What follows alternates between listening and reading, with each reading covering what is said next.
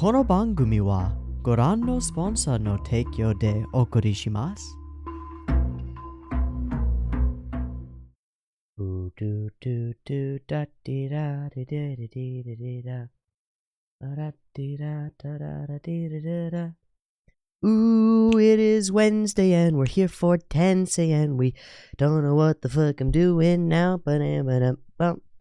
Sorry. Welcome everyone, I'm Teeaboo and I'm here for Mushoku Tensei on Mushoku Wednesday, and it's a little early, I'm a little fuzzy, and I haven't had my tea yet. Not having the tea is a bit of a problem, and it's happening because I'm too excited for Mushoku Tensei. Where's my cup? There we go. Got my cup. That's what's necessary. Last week's episode of Mushoku Tensei was pretty fucking awesome. We met, and I mean we really met Alenalise. Holy macaroni, that's a lot of stuff. And I'm sorry to keep bringing it back, but that's what the episode was about. It was about sex mostly. That's pretty interesting and pretty cool. And then, you know, saving some people and some murder times, and then a sacred beast thing, and then we get captured by some people, and we're off to a weird village of beast folk where I have a feeling that they're going to string Rudy up over a fire and be like, murder the boy, and he's going to be like, wait, but I saved you. And we'll see how that plays out. A great chance, you might call it a visual novel or a game event for you to prove yourself to, like a family unit of people or something. I wonder if Ghislaine's existence as a beast folk person will come into play at any point. I wonder if his experience as being a gray rat will come into play at any point. Maybe they're awful to Beastkin and the Beastkid will kill him more when they find out who he is. I don't know. Regardless, last week's episode was chock full of fun stuff and interesting things. And now we move on to the next one, and I hope, beyond hope, that it will be just as, if not more, interesting.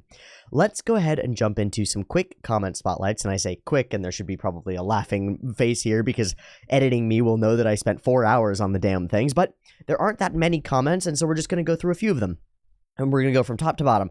Top, starting with Nick Murr. My interpretation for Rudy teasing Eris is that he's trying to deter her from doing anything remotely sexual with him because he might not be able to control himself. I keep forgetting about this thing. This came up when he did it before. I keep forgetting about this angle for it where he's like, no, stay away from me, I'm dangerous. And he's like, well, I might really actually touch you. And she's like, well, okay. And he goes, no, that's not what I wanted. Don't say okay, you fool. But then he runs off into the distance going, yeah. So, you know. Do people know what they want? No, not even a little bit. This is a really good point, and it's something that I have to keep in mind, is that Rudy's doing things that are... The word that pops to mind is like self-destructive or self-defeating. He's intentionally preventing himself from achieving his desires by trying to get the people around him to prevent him from achieving those desires. And well, what he finds is the magical thing, which is that when you actually say your intent and you ask for it, sometimes the people that you expect to say no say yes. You should be careful about your intents. But he does intend sexual stuff with Eris, and he says so in maybe to push her away, and she says, okay, I'll consider it, and he goes, what? It's like the scene from The Mask where his eyes pop out of his head and his jaw drops on the floor. It's perfect. Just perfect. It's really good, so thank you for the comment, Nickmer. I think you're correct. BE2EO says, I think Roxy is just remembering, this is when she sees the other adventuring party and stuff. I think Roxy is just remembering the days when she was in a low-ranking party, just having a wistful moment. Those guys are just the party members she had then. And somebody else said it, he gave me that vibe as well. I don't know if that's true, because I don't know nothing about Roxy, really. I'm going to throw my phone over here. Fuck you, phone. It keeps blinking, and it's annoying. So that's, yeah, sure, I'll buy that it's not just an imaginary moment, but instead of a wistful and nostalgic one. Totes, I'll buy it. It does seem to be, it seems to me to be more imaginary and more dreamlike than that, but I don't know, so I just don't know, and I don't know. Cool. Oh, fuck, here we go. All right, Johan, Mr. Bowers. So good how getting Roxy's POV for the Cross Paths farce adds so much flavor, truly. Blind Terror now explains her tunnel vision as she is literally confronted with the greatest boogeyman of her upbringing. Now, it is my personal headcanon, but I want to believe that the shared scum outrage of Alenalise and the dwarf for Paul comes from Paul being the one man who deferred on Alenalise's advances in favor of testing the myth that dwarf women have beards, went for it, and still said the dwarf was better. I have no idea. In fact, I don't even know what you just wrote. I don't know. Anyway, let's move on to the more important stuff. Roxy is clinging to her idealized dream of the princess bride union with her familiar man ideal, while Rudy's dream of a Blue Lagoon adventure are upended by the trials of real sea travel. Exactly. Rudy's levels of responsible self-control is growing as he deliberately pursues a safe self-service post-nut clarity as he adheres to Eris's boundaries, and to some extent his own, because, you know, he's got a boundary that's like, maybe I shouldn't be a rapist, which would be good. Even after landfall, they can share good-natured banter with open declarations, still teasing but maintaining the limits. They are both aware of what is being done and being said, and are both okay with it. The earned trust is there. So a slightly different perspective than the one that he's teasing and trying to deter her. I think you can see that both are probably true in some context, and I think that's true. I think they have earned some trust, and it's real. And I think Rudy earned it on the boat there a little bit, at least a little trust from himself, which is interesting. But yeah, some open declarations, some banter with limits. And that's what flirting is, kind of. And it's kind of like flirting, and it kind of works, and it's kind of cool. The smuggler hideout is truly a test of Rudy's respect for Rudyard's morals and Rudyard's oath to allow Rudy to engineer their travel, but with unforgivable lines crossed, Rudy allows Rudyard's justice to be unleashed. Woof. And it is unleashed in that scene where we see the face, and I got really into that scene. Yeah, damn right. Damn right. Rudy's hands are for protecting Eris, and Rudyard holds Rudy to that, taking the slaughter as his responsibility so Rudy can save the Beastkin children. Huzzah for the foresight to learn the tongue of Beastkin, Rudy. Indeed. All the head pats for the fluffy doggo sacred beast. Of course, the immediate outcome of a good deed is the classic trope of the wrongly accused. So splits the party with hijinks assured to ensue. 100%. It's exactly it. He did the best thing that he possibly could, and he gets called the people that he just ordered the deaths of, essentially, right? He's like, these smuggling bastards and slavers, I'm going to destroy them. And a bunch of people march in and go, you're a slaver. And he's like, what? No, I just killed a bunch. What are you talking about? Very good, very good. Look, there's this really long comment by Vardic. It's a cool comment. I'm not going to read it out loud. I'm sorry, Vardic. You did a good. And I want to praise you for the good that you did, which is a really good exploration and explanation of certain characterizations of Alenalise and some of the other people, and also just the stuff about Rudy and how he handles himself and all that jazz. It's just a long comment, and I'm not going to deal with it, but good job. And that's it. That's all we're going to do. That's all the comments that we're going to do for right now. Good. Good job, commenter people. Hope that there are more comments in future. Let's watch more Mushoku Tensei. We're on episode 14. Rudy's going to the Beastkin place, and it's probably going to be bad. I don't know. Maybe they'll have a parade for him and be like, yes, our society worships people who enslave our children. I kind of doubt it. I kind of doubt it. I kind of expect that they're going to try to kill him. And he's going to have to do something about that. And maybe the answer is speech. Usually the answer is speech. Very careful speech. But there are situations that occur where you cannot say anything because anything you say is going to be taken as a lie and a deflection and defensiveness. So this is a big problem. You'll have conversations with people like this where they'll say, you're just being defensive. And you'll go, yeah, I am, because you're attacking me. And they'll go, you're just deflecting and being defensive and blaming it on me. And you'll go, well, and there's no recourse there. You're just at an impasse. And the person who's talking to you has had Psych 101, basically, and they're like, I get you, I understand how you work. Idiots. A little bit of knowledge, a little bit of power is such a dangerous fucking thing. Such a dangerous thing. And that's something that I have to be personally aware of, because I only have a little bit of knowledge. And so I don't want to Dunning-Kruger my ass all over the place and pretend like I know everything, because I don't. If it ever seems like I'm saying like it seems like I'm talking as though I know everything, tell me, because I don't. Okay. Mushoku Tensei 14, to the Beastkin place. Let's find out what happens. I've got the episode up and ready to go. There will be 2 versions of this reaction video. Picture-in-picture version available in the description. Timer on YouTube. Beep beep timer to count you down. Beep beep timer.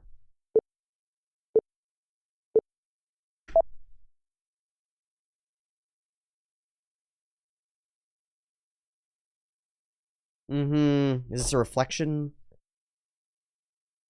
Oh, you're in a cell.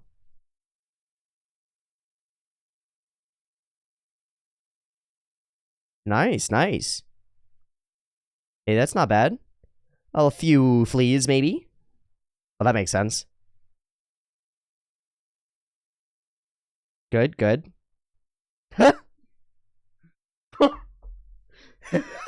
This is great. This is ridiculous. Completely zero. I don't know what that is, but it might be edible. Yeah. Looks like nuts. Looks like something's balls, bro. Very secure.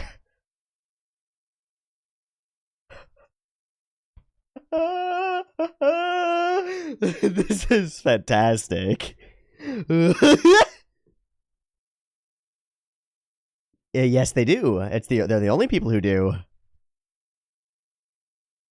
Uh-huh. Wonderful. A new song. What do we see? What do we see? Hello, Burb. Wow, so they live in tree houses, peoples. Wonder where elves live. Those are cool. Yeah, so an idealistic naturist commune, as you'd expect, I think.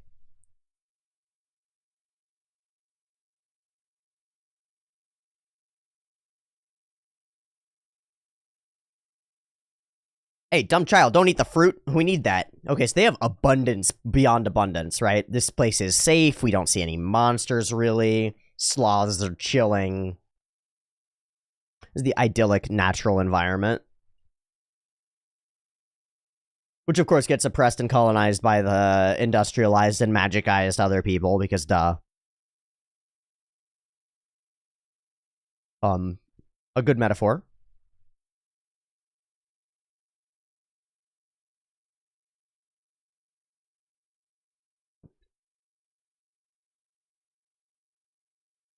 A good metaphor well realized, I think. Cool.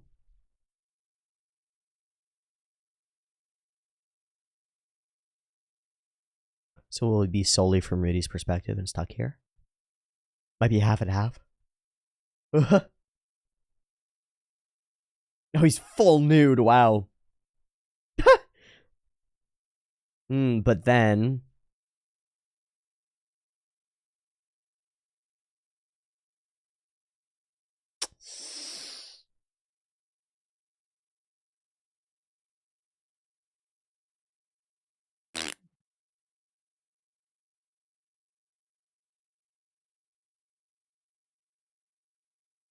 Huh?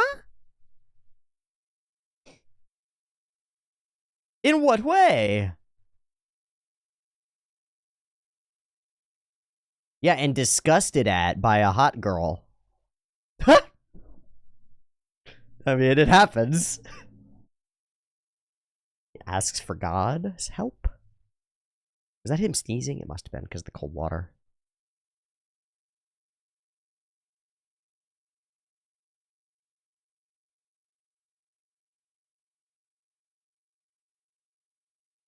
Yeah, humiliation and isolation is a great way to figure some stuff out. Spider in the web.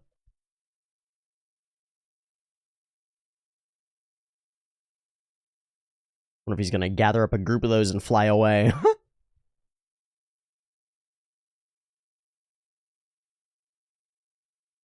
Cool CG butterflies. Those look good. Yeah, there's much to observe and learn from here. That's the secret, I think. Is that he needs to switch from viewing this as something bad to an opportunity. But I don't know. I don't know. Whoa, that's a lot of fish.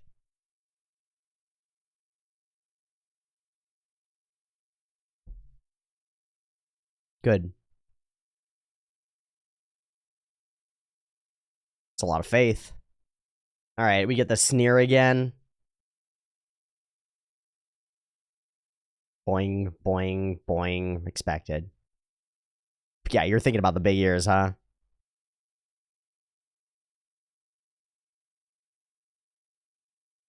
Why do you hate me, pretty lady?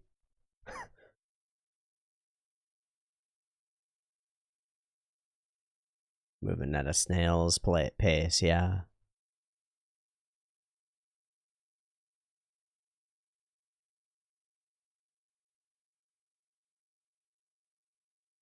No way to know. Maybe we'll find out, but maybe we won't. But they might be panicking. You're their leader. No, I think you gotta do something, man.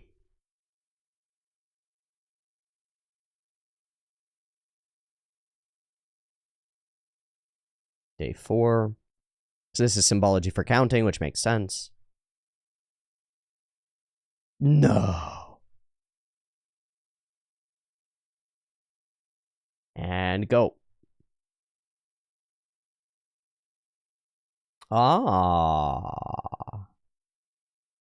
Oh, his staff is right there.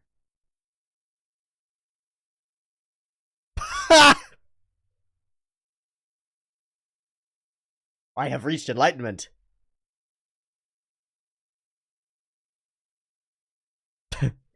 He's only 5 days in.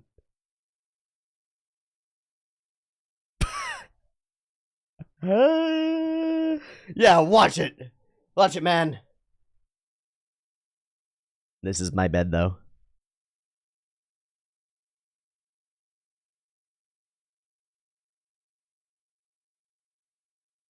Or is it cheating on a woman? Hmm.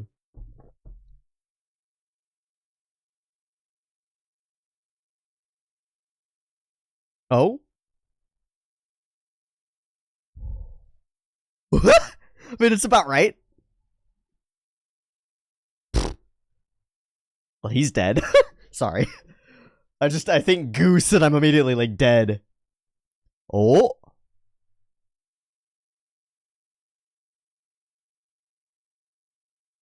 No, dog. How do you know the name?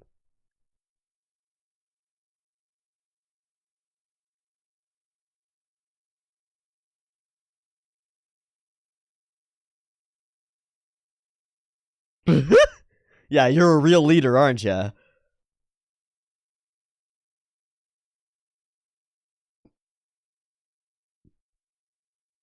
They might have. They might have.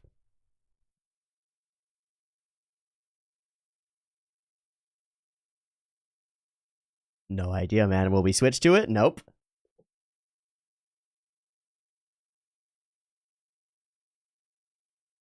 See, she is hot, I will admit. They have drawn her a lot.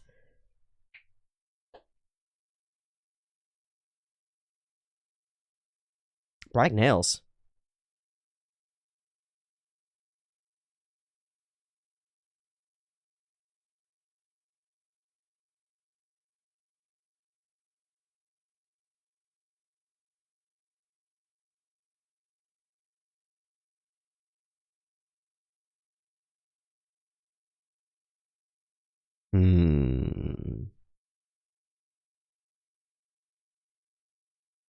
Wow. Like what? They don't.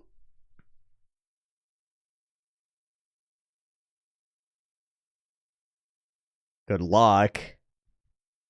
It's like crab mentality, just yanking each other down.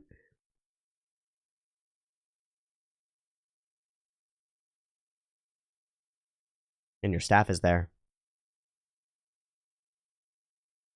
Is everything on fire? Oh, shit!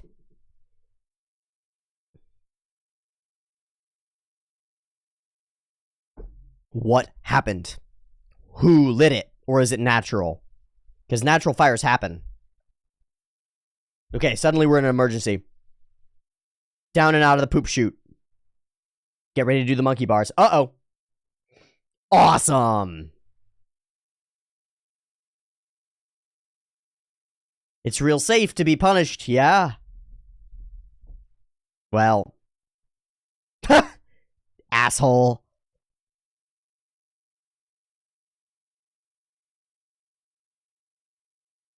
So much effort to keep his nuts from showing. Okay.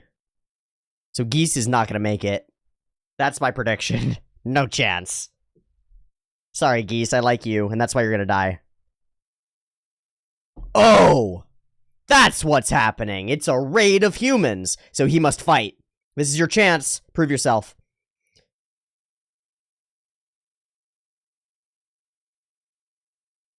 Slavers. They're taking the women, yeah. Alright, he's geared up. Let's go, Rudy. You got stuff to do. Little darts of bullets, man. You didn't stop it. Oh, yeah. But now it makes sense. They were acting towards you because you're human.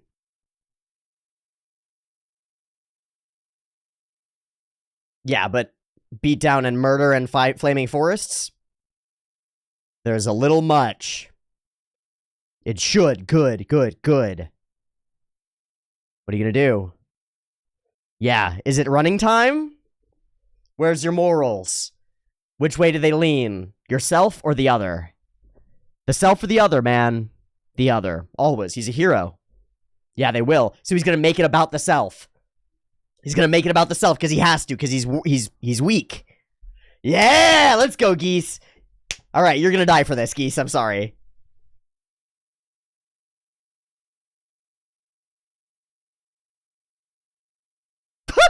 I love him. I love him. I'm so sorry that he's gonna die. If I'm wrong, then I'm wrong, and I'm very happy, but gosh. Finally, big magic. He hasn't ever used it yet. He's gonna use it to put out all the fire? He's creating a low-pressure system, huh? Whoosh.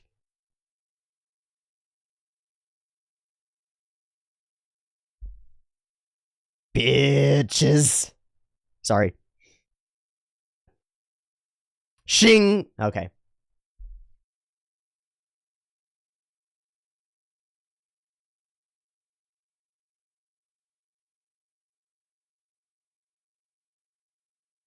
Ah, the guy. Yeah, me. Yeah, you'd better. Oh, what a scene. Oh, it's so good. Oh, it's rad. Okay. Now that I can smell again. Oh, the fire, it murdered their smell. Yeah, he beat you. Yes. Yeah. Roger.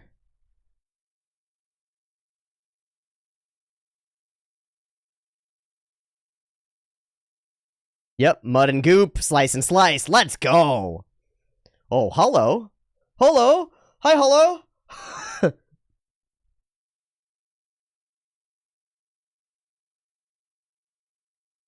boss.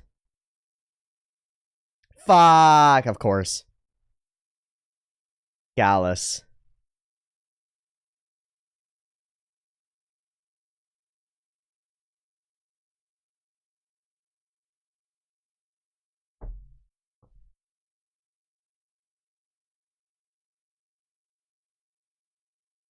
Multi-layered trick. Yeah, choto shita. No, you read the room. You're against a mage, boy.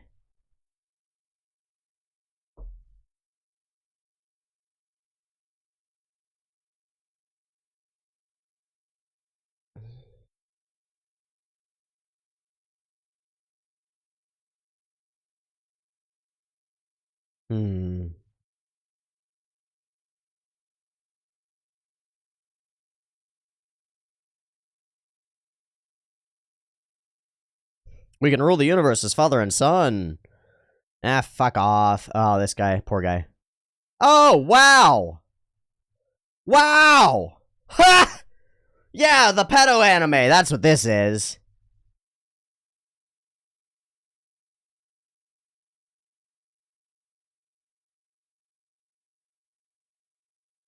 That's what you'd like to believe, too. Speed. Okay. Oh, wow. Okay. Well. Healing. Two choices.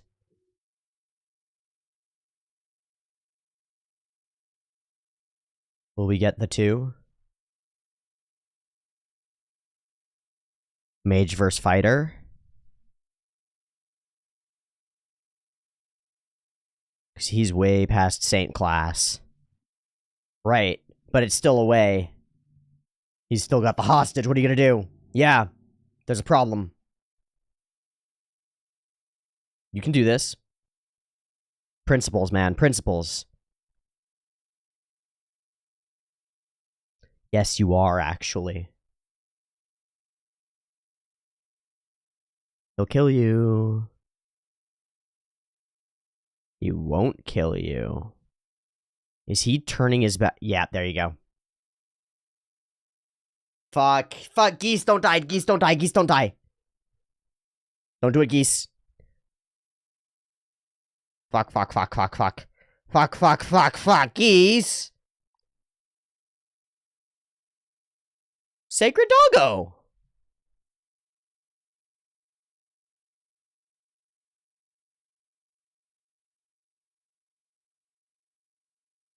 Okay, hi, doggy. And he's friends with the doggy. Roo roo. Orf orf. I don't think you know what happens now. Oh, God. God, Speedwagon light, please.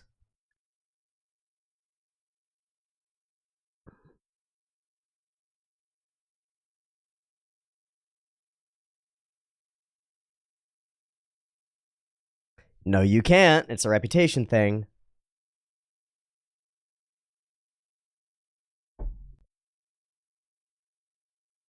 Foresight. For the first time used in combat.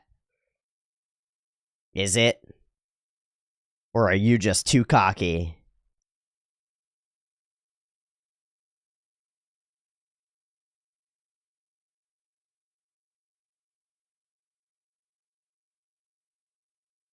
Rad. He's just, it's like alchemy. He's moving around, controlling the earth.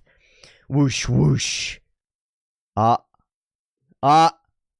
kunai. And he got him. Wow, he didn't expect he couldn't move fast enough. No.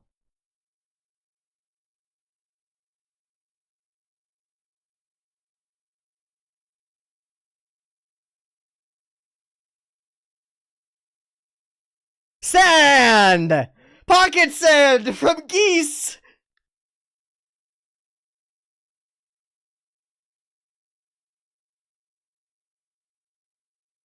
I don't know what skill that was, bud. I don't think you do either. But I think that'll work. Good golly, Miss Molly, that's a big boom boom.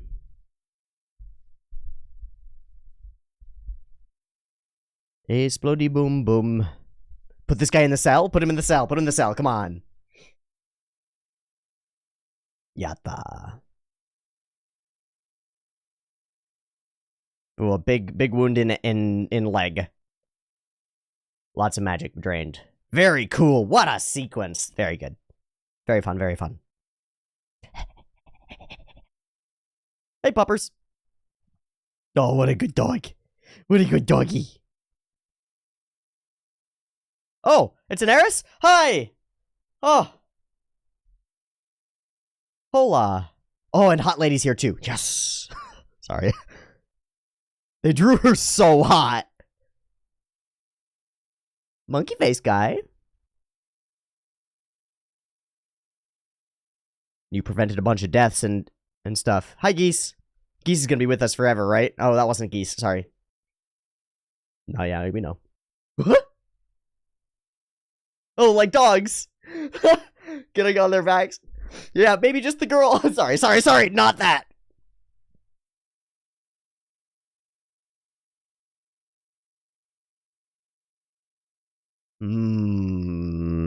Real and meaningful.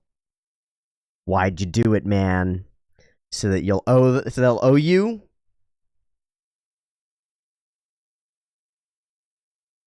So happy to see him.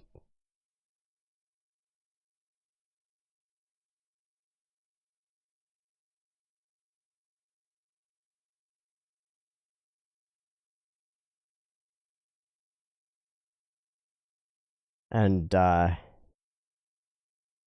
yeah. Did Eris fix it?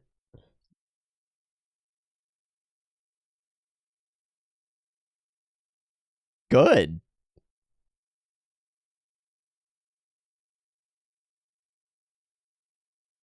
Or something. But look at the trust, right? And made good friends with them, too. Yeah, growth. She does, yeah, they do like Beastkin. Maybe. And you can finally enjoy it.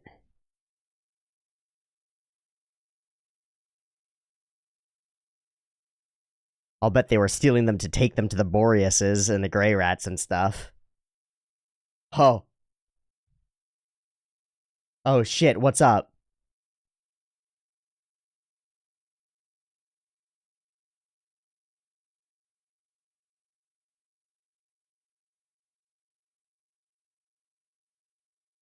Whoa.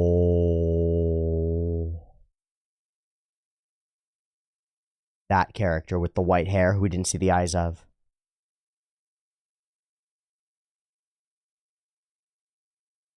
Shing.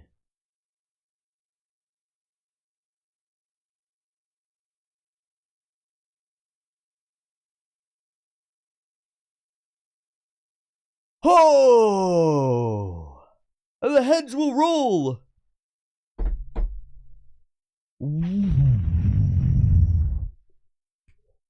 Oh!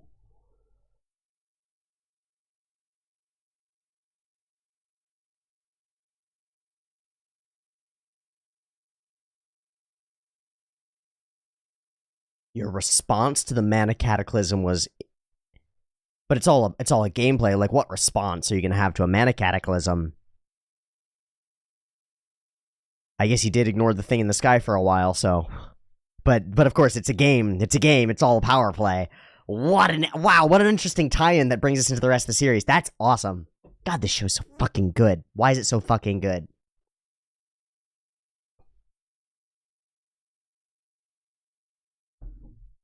I am shocked by Geese's survival and quite happy, actually. I'm very glad that we have a Speedwagon character. It's the archetype. It's the guy who stands on the sidelines and yells and isn't very useful. I love him. I love him. I have one in my D&D campaign for a reason. He's an idiot. I love him.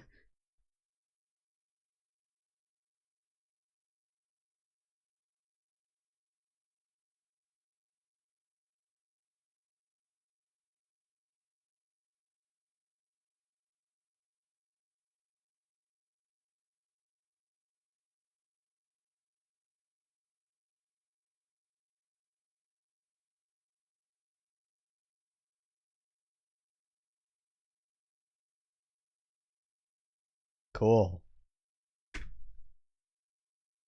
Slow Life in the Doldia Village would have been a good title for this episode, too, because, you know, it doesn't end up being very slow, but Tinstaffel, there's no such thing as a free lunch.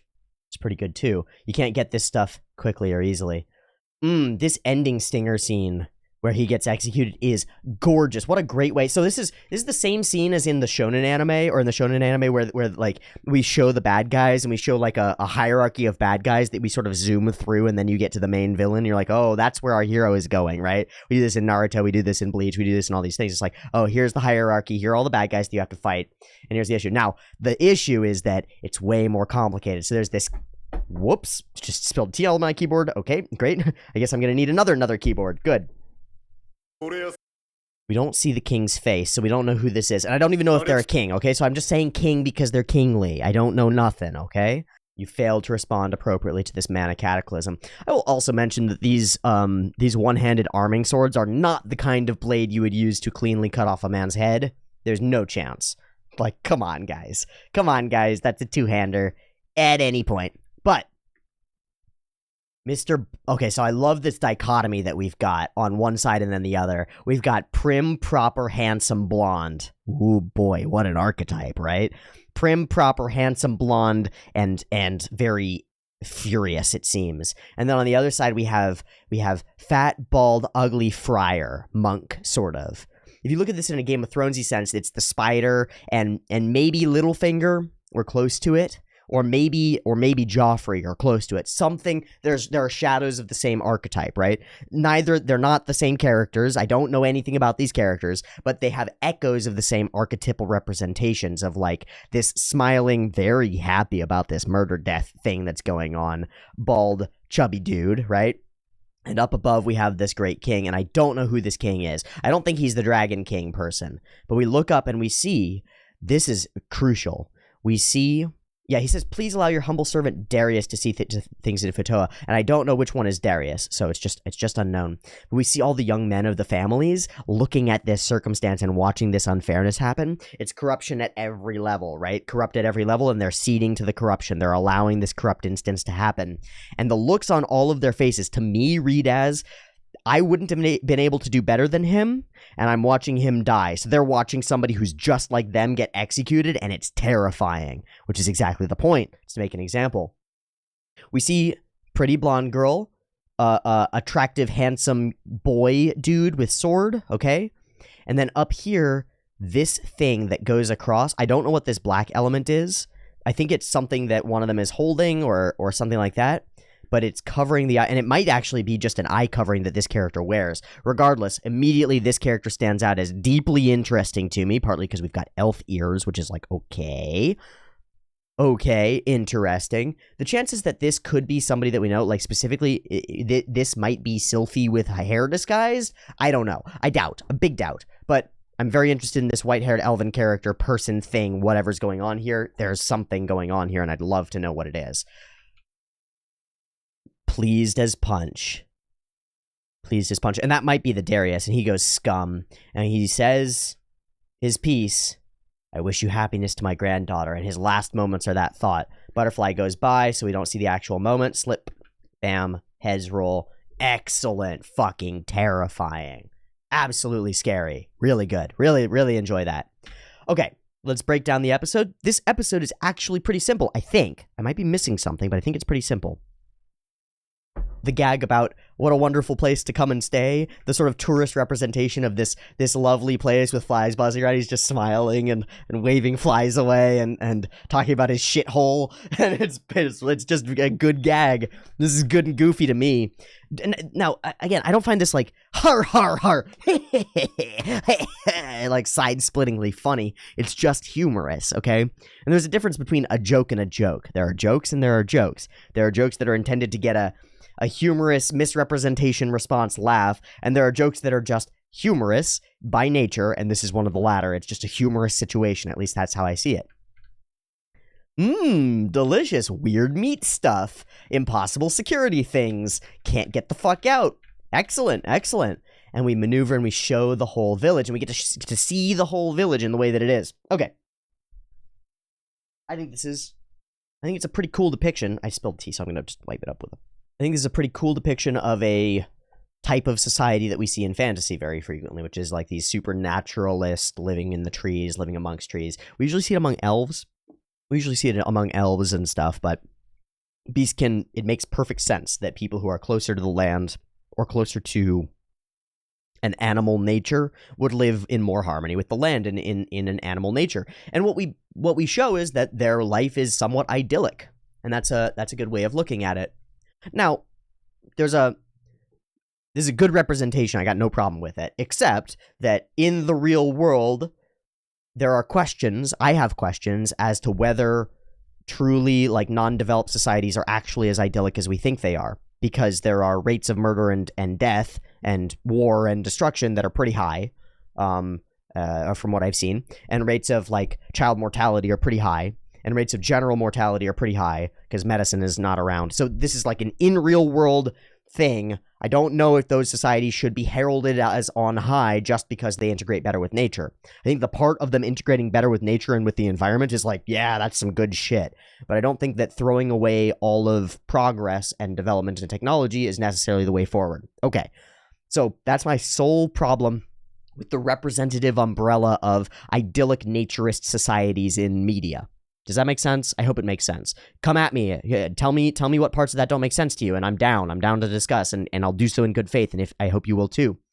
I think this depiction of Beastkin makes perfect sense to me. They're beastly folk who live in the forest in tribal communities, and they do well in these big treehouse things that are pretty fucking great, and there's abundance. There's a lot of food is what we see, actually, as we go through. We see kids picking fruit, and the women are all physically attractive, and the men are bulky and beefy and strong, and they're out hunting and fighting and fishing and creating and producing and making stuff, and everybody seems to be contributing to some degree, and so there's something ideal about this society, and they're integrated with nature to some extent, and they're sexualized heavily.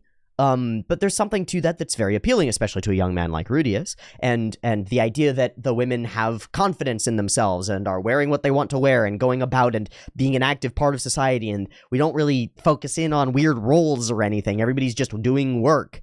Now, there's some gender role stuff. The women are doing the fruit and the men are doing the meat. I don't really care. I don't really care. You can, if you want to make a critique of this, you can do so, but I'm not going to, because I don't give a shit. I don't care. I love that there's just a rando sloth hanging out. The whole location feels kind of Amazon-esque.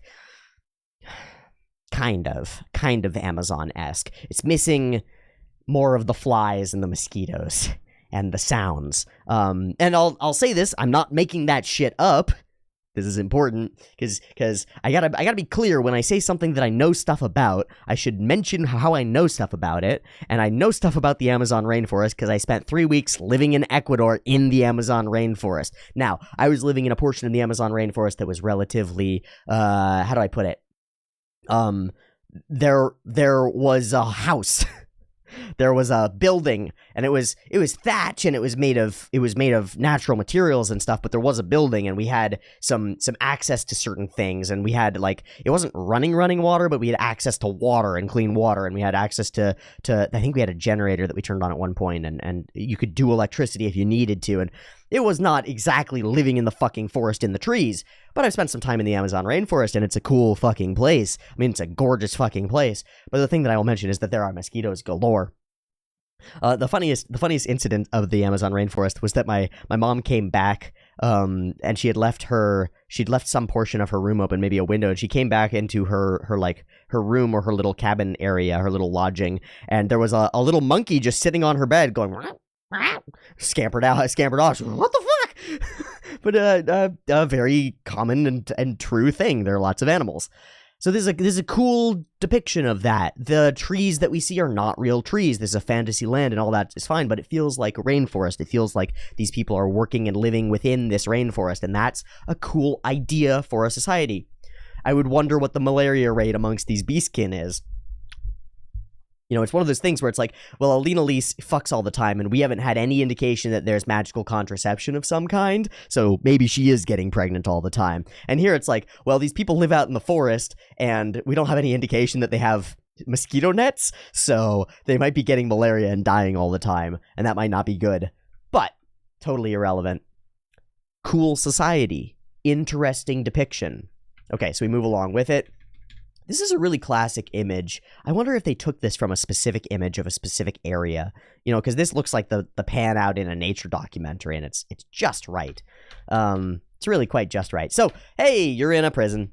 What are you going to do? And he starts to go through the questions, which are, you know, well, maybe I could just jump out and leave, and he's got the power to do so, and that's a bad idea. So we get woman lady, and this is pretty great, I think, as well, because first off, she's hot, and she's drawn to be hot, and this is meaningful to Rudius, because Rudius is a horny young pervert bastard, and so am I. Proud, loud and proud, horny young pervert bastard. He looks up, he sees her scornful face, and we've talked about this. This is the face of the woman who rejects you. But it's also like righteous indignation and rage in her face. Reflected. Cute as hell. Huh. And she calls him a deviant, and I don't even know what that means. And so he's left utterly confused. It's like, y'all locked me nude in this place. The fuck? Who's the deviant? The whole episode taking great pains to not show Rudy's pee-pee zone is very fun. And I really like episodes and pieces of anime that do jokes around that kind of stuff. Like Kill la Kill does it a lot, because there's the teacher guy who's constantly taking his clothes off, and there's always just stuff put in the way of it, and it's just a continuous running gag about that. And I think it's very funny in this episode as well. Oh God, he says, grant me your protection, which is an interesting one as a question, because Rudy is not someone who prays to gods. So he does his numbering, his Wilson numbers, and he watches the spider, and the boringness goes on, and life goes on, and he has to sort of revel in it a little bit. And all around him, the way I see these scenes are, all around him are some of the most gloriously beautiful and interesting things that he could possibly experience and imagine. And he can't really even see them. Or this giant boat full of giant fish, like that feeds a village for a while. And here he is alone, trapped as a spider. Really interesting. So, okay, so this is the next scene, and we go way harder on this one, and this one's super intentional. So, you can call me a pervert for calling this scene pervy, but it's the point. The point of this scene is Rudy's perversion. So, his gaze upon this woman is titties, and we have them bouncing already. My problem is that the people here just won't listen to me, and we turn, and they are boinging like crazy, like Gynax boing level. And he goes, what are those big ears of theirs for? And he's not thinking about the big ears. And she dumps the stuff on him, and he goes, all right, well, you're going to awaken a new weird fetish in me. Which is very cute and very funny, I think. Everything's moving at a snail's pace. He puts his trust in them, but he's not sure. The time passes, and he's becoming emptier and emptier and emptier. And it is on the 5th day that Geese is thrown in. And Geese is a rando normo. It's also, I think, the first time that we see that the staff is over there. Because I didn't notice it, at least. Maybe, perhaps I was just distracted by taters, which is possible. But look, okay, I can see the staff is there, but just barely. And there's something else on screen to distract me. Getting out really doesn't seem like a priority. And then suddenly, once Geese shows up, it feels like it's more possible and more of a priority. Weirdly. So we get this tyrannical corruption, which is this idea, to me, how I read it, is that Rudy has become corrupt by the situation of him becoming corrupt, and so he puts himself in a position of power over this guy. It's also just a straight-up simple gag, because he's just like, I am the great enlightened one, welcome to my castle, this is my place. Oh, and immediately Geese falls in and starts calling him boss, and you got it, boss, yeah, boss, yeah. And he immediately starts talking about it. Gambler, dice, fucked stuff up. That thing about the sacred beast gets a little bit of explanation from the outside world. This guy has black fingernails. The only thing that I find are Hiroshima survivors. He asks for information. There's no luck. I gotta get out. Gotta get out. Okay, so I actually think this is the hottest image of this character. And you might be able to gander at why. So first off, hip is showing. Ha! Ah! Second, abs and shit. Fuck! God! Third, okay, so this is the best thing. Here's an advice for all you artists out there. Hey, artists, you probably like drawing titties, because most people like drawing titties. I mean, I got a few artists in my Discord, female and male, and they all seem to like drawing taters, because who doesn't like them? They're kind of cool. So before we had perfectly, like, rounded thingamajiggies, okay? That's not how titties are. Come on, y'all. They got shape and they got gravity to them. They got some heft. And that's why this one, to me, is far more compelling, because those feel more real to me. Kind of cool. All right. The massage is interesting, and it also shows us the deeply black fingernails, and I'm really intrigued by that. I wonder if Geese is more than he actually lets on. I wouldn't be surprised. I'm gonna go check something really quick.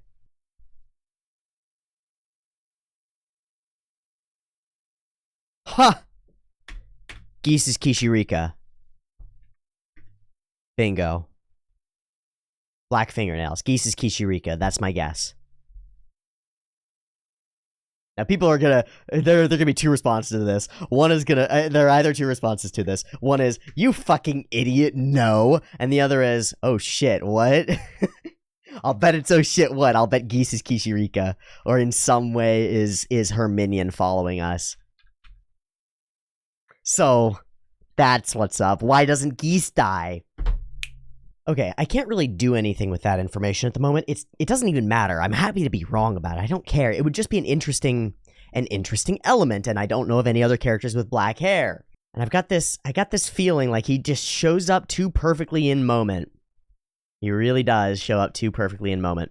Okay, so Fire, water, burn. Shit goes wrong. The guard is gone, and immediately we get to act. Cool, let's go. The warping and the wifting of the thing is really awesome. These must be the bad guys, and they are taking children. Straight up. It's as bad as it could get. And so he goes, shit, but I was treated poorly by these beast folk. Should I even protect them? Are they worth defending? Yes, transcendentally yes, all humanoids. All conscious entities worth defending. And it takes risking your own life to do it. So what does Rudius say? Because he's still not good enough to say it, to just do it for the good. This is really good. They will owe me one. And that's foresight. But it's also self-convincing. It's like, it's harnessing the mentality from before, where he was like, maybe things will turn out better for me if I let them fight till the end, to the last moment. He's harnessing that same selfishness and utilizing it to galvanize action now and immediately. Right? In the future, maybe they'll owe me, and maybe we'll get something good out of this. So he's using selfishness to become altruistic, and that's something that you can do. That's something that you can do.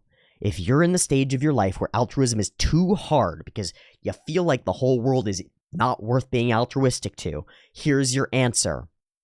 You will be better off, and everybody else will owe you if you treat them like they're deserving of respect. Like, if you act in the interests of other people, they'll act in the interests of you. It's a classic Judeo-Christian idea, actually. Cast your bread upon the waters and it will be returned to you sevenfold. Because if you just say, cast your bread upon the waters and the waters get great, everybody goes, fuck that shit, I want my bread.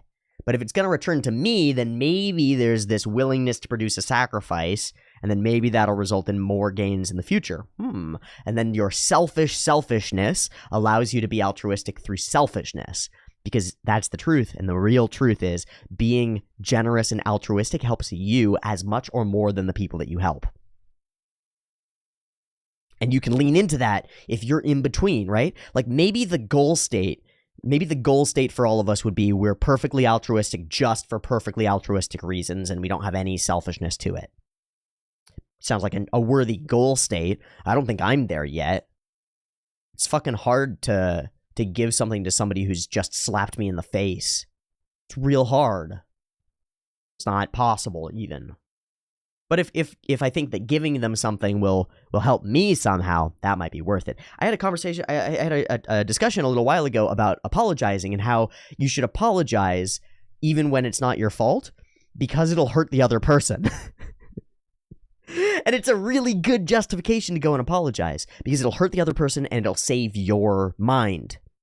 Because when you haven't apologized for something, and you're just angry at the other person for it and all this shit, all you're doing is mulling and hurting yourself, and they're just mulling and hurting themselves. And if you can go and have the balls to sacrifice your pride and apologize, first off, you're going to shame the other person because they didn't come and apologize, and you're going to shock them by how, like, fuck, they're better than me, which you are proving by apologizing. You are proving your betterness 100% every time, anytime that you do it, as long as it's worthwhile, and you mean it.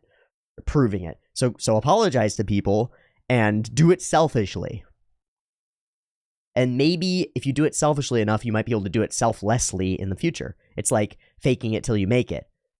Fake being altruistic for your own greedy machinations, and maybe that is actually all that you need to do, because you're actually being the altruist. Maybe that's all you need. And so away we go. Great, I like your style. We go in through to his eyes, blink. Big scene, cool magic. And this is the biggest magic that Rudy has actually done in a while. In a long while. He almost did magic like this in the city to kill everyone. Now he does it to save everyone, and that's a bit better. It's a little better. The cooling rain. Water mage indeed.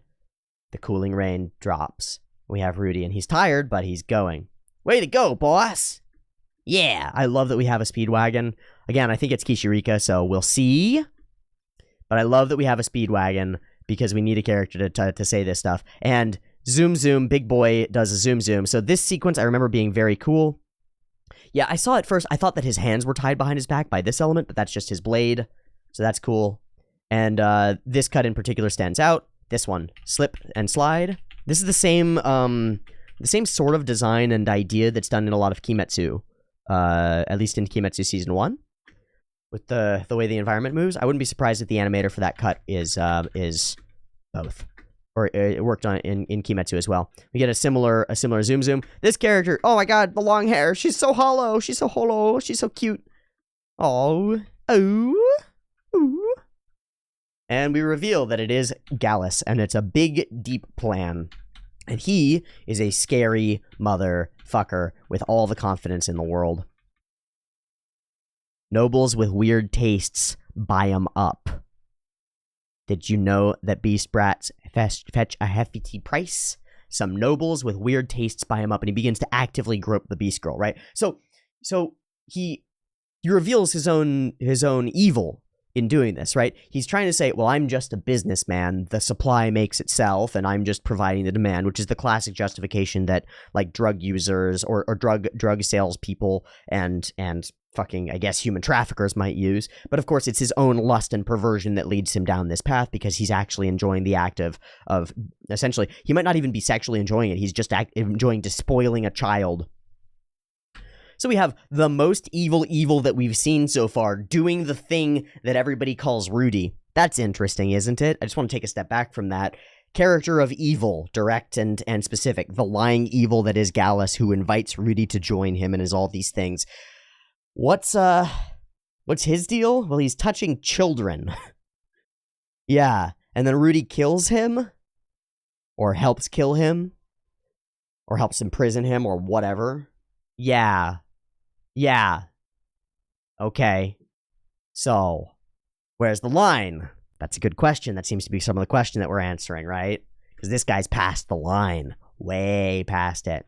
And he does all this throw it in your face, pretend that they're the good guys, you made the wrong choice. He goes in, and it does not work. So we do this really cool sequence where he zip, throw, zip, bang, bang, boom. And this is a classic here. So he throws the child at the guy, and this is the, you're too distracted by your goodness, so evil wins.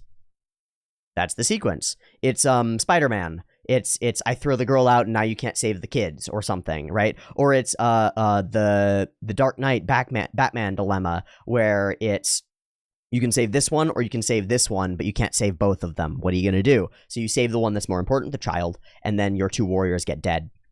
And the scene is actually excellent. I wonder if it's on ones in part. The background movements are. That's just really cool. Really fluid. Great expressions on his face. The joy of bloodlust. And like, truly, it demonstrates his power. He is strong. He's actually difficult. He's actually a challenge.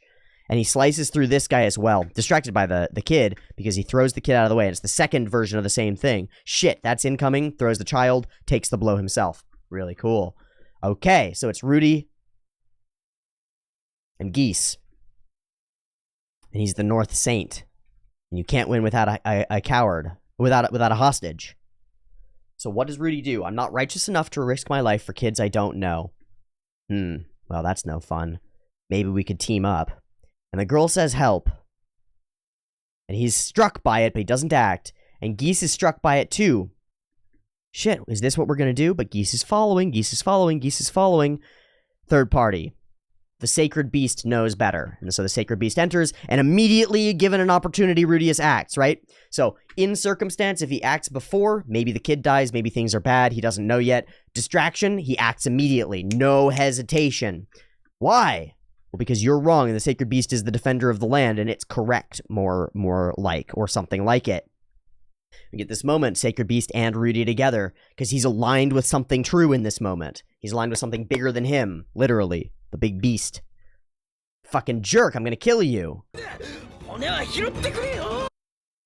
Geese says, take care of my body if I die, which is cute.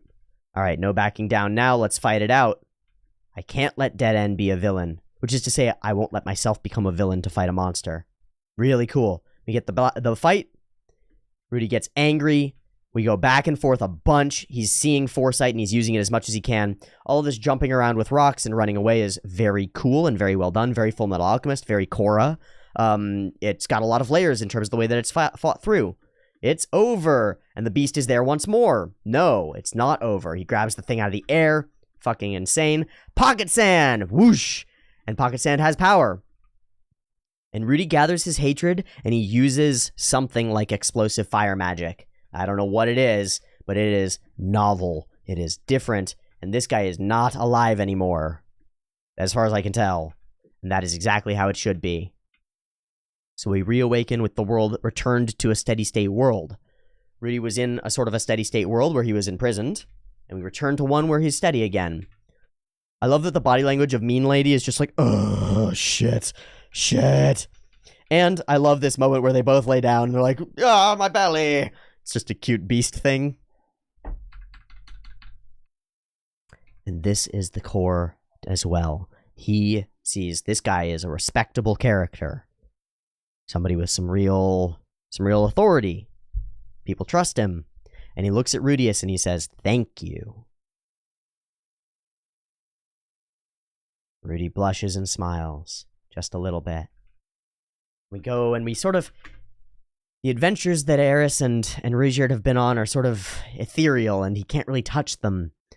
But they color his own adventure and he's just glad that they're safe. So Rudy's priorities are more in the right place than they were, I think. And he's capable of action. And he's galvanized into action. It's pretty darn good. It's pretty darn good.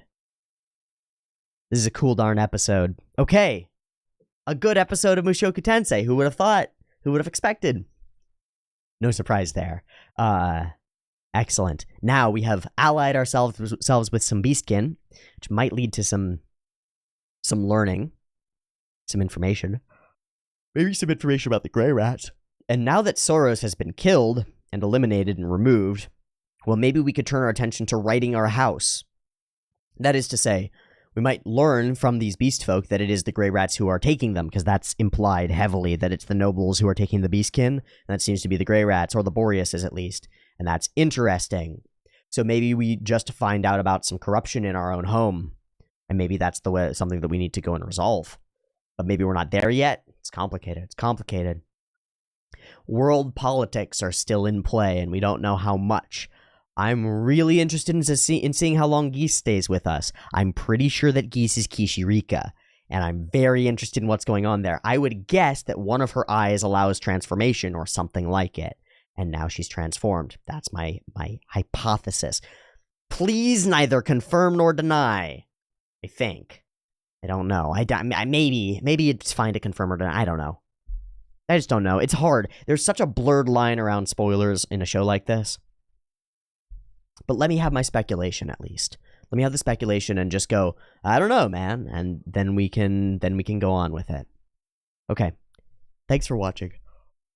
I found this to be a mostly light and fun and enjoyable episode of Mushoku Tensei with some scatterings of really interesting stuff in it, which is like a nice balance. It's a really nice balance that this show hits sometimes. Thanks so much for watching. I'll see you next week for more Mushoku Tensei. Appreciate ya. Love ya. See you next week. Peace.